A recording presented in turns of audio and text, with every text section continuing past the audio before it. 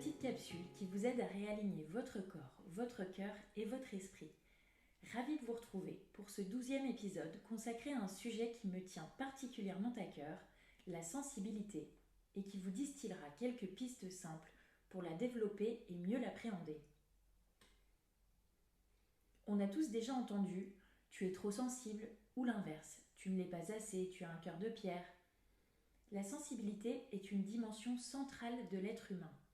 C'est notre capacité à percevoir, à ressentir, à vibrer au contact du monde. C'est la substantifique moelle de chacun, ce qui nous distingue, ce qui parfois nous oppose, mais surtout ce qui nous relie. Une personne sensible, c'est quelqu'un qui ressent fortement son environnement, qu'il soit agréable ou inconfortable. Cela inclut ses émotions, celles des autres, mais aussi tous les stimuli sensoriels qui l'entourent. Mais alors, pourquoi la sensibilité peut parfois être mal perçue et pourquoi certaines personnes l'étouffent ? D'emblée, à cause d'une pression sociale encore très présente. Il serait plus acceptable d'être sensible lorsque l'on est une femme que lorsque l'on est un homme. Parce que, paraît-il, qu'un homme, ça doit être fort et ça ne pleure pas. Ces stéréotypes font, hélas, encore beaucoup de ravages. Cela se rapporte aussi directement à la manière dont nous avons été éduqués. Avait-on le droit d'exprimer nos émotions ? Étaient-elles accueillies, encouragées, entendues ? Ou au contraire, étouffées, minimisées, voire ridiculisées ? Et puis, il y a le fait que nous vivons dans une société qui valorise la productivité, la performance, l'efficacité. Dans ce contexte, l'émotionnel peut être perçu comme une nuisance, alors qu'il est la clé de l'équilibre.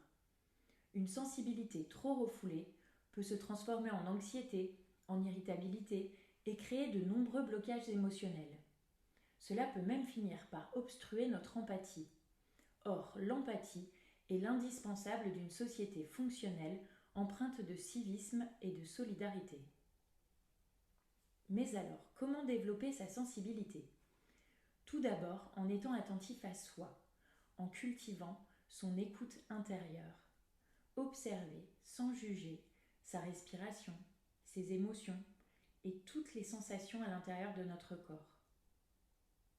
En ajoutant de la conscience à nos actes du quotidien, soyez en pleine présence de ce que vous faites.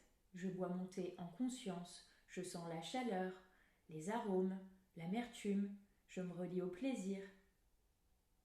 En vous imprégnant d'art, de lectures inspirantes, de musique, de cinéma, de peinture, de tout ce qui réveille votre être.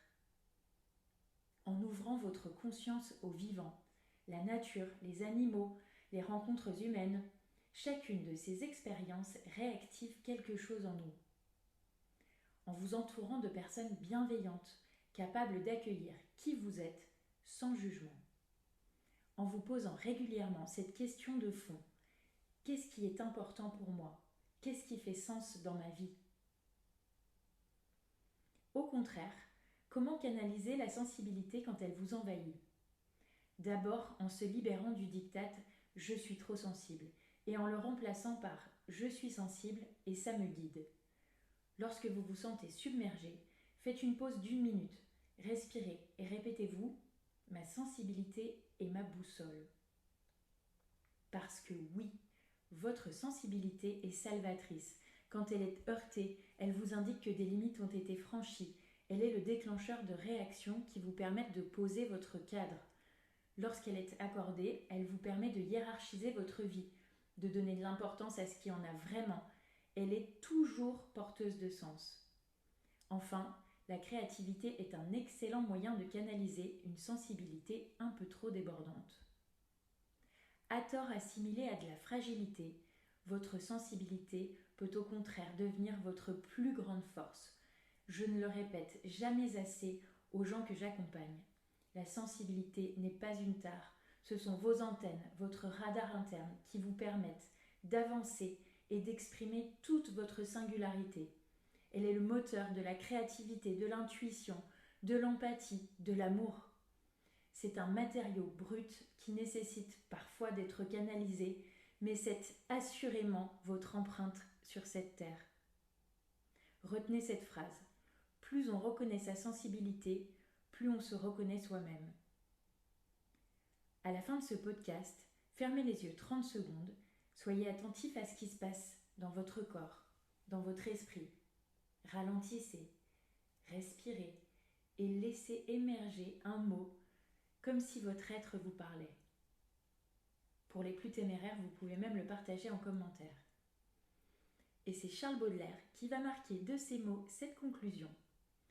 Ne méprisez la sensibilité de personne, la sensibilité de chacun, c'est son génie.